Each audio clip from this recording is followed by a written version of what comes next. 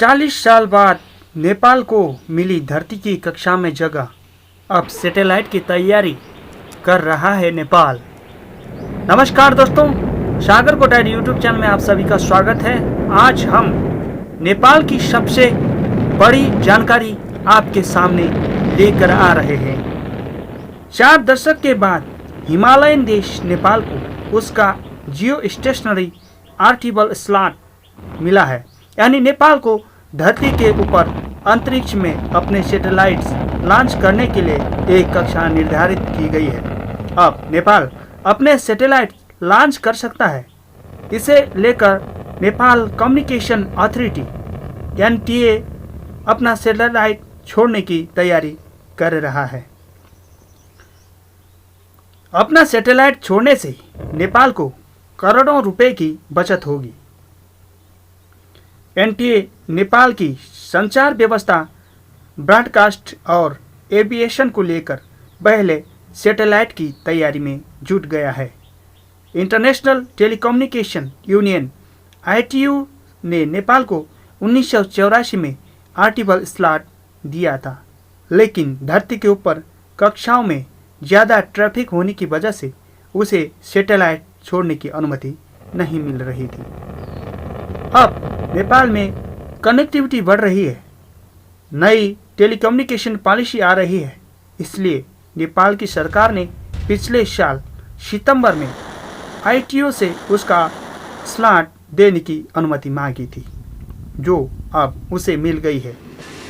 NTA के mean प्रसाद अरियान ने Nepali times को बताया कि हमने अलग अलग कंपनियों से बीड मंगाया है, उनसे जियो स्टेशनरी सैटेलाइट बनाने और लॉन्च करने के लिए कहा है।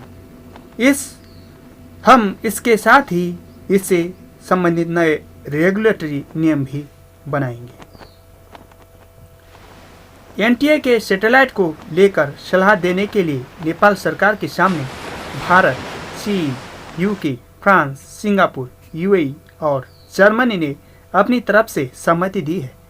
अरियाल ने कहा कि हम उस देश का चयन करेंगे जिसके पास 50% से अनुभव हो, 40% योग्यता और 10% टेक्निकल और आर्थिक क्षमता मजबूत होगी। इनमें से जिस देश का चयन नेपाल की सरकार करेगी, वह एनटीए को यह बताएगा कि उसे किराए पर सैटेलाइट लेना चाहिए या खुद का बनाना चाहिए। साथ ही यह मदद भी करेगा कि साल 2022 तक सैटेलाइट बनाने और उसके लॉन्च करने के लिए क्या क्या तरीके, कौन सी बेहतर कंपनियां देश हो सकते हैं। नेपाल के सैटेलाइट प्रोजेक्ट पर करीब 35 बिलियन नेपाली रुपए खर्च होगा, यानी भारतीय मुद्रा के हिसाब से 2190 करोड़ रुपए खर्च होंगे। लेकिन इसकी मदद से नेपाल सरकार अपने डीटीएच सैटेलाइट सर्विसेज का बैंडविड्थ और 50 अन्य सैटेलाइट कम्युनिकेशन चैनल्स का सालाना किराया बचेगा। नेपाल हर साल डीटीएच और सैटेलाइट लिंक पर 250 मिलियन नेपाली रुपए, यानी भारतीय मुद्रा में 15.64 करोड़ रुपए सालाना किराया देता है। जियो सिंक्रोनस सैटेलाइट ऑर्बिट धरती की भूमध्य रेखा यानी इक्वेटर के ठीक ऊपर 36,000 किलोमीटर होती है। यह सैटेलाइट अपनी कक्षा में एक ही जगह पर स्थित रहते हैं। जिस देश का सैटेलाइट है उसी देश पर फोकस करता है। इंटरनेशनल कम्युनिकेशन यूनियन (आईटीयू) हर देश को उसके सैटेलाइट के लिए जियो स्टेशनरी ऑर्बिट में सैटेलाइट स्थापित करने के लिए स्थान देते हैं। नेपाल के 2 रेडियो ऑर्बिटल स्लॉट मिले हैं। फिक्स्ड सैटेलाइट सर्विस के लिए ईस्ट लॉन्गिट्यूड पर 123.3 डिग्री और ब्रॉडकास्ट के लिए 50 डिग्री ईस्ट में जगह मिली है। यह दूसरी बार है जब एनटीए ने अपने सैटेलाइट प्रोग्राम के लिए दूसरे देशों से बिड मांगी है।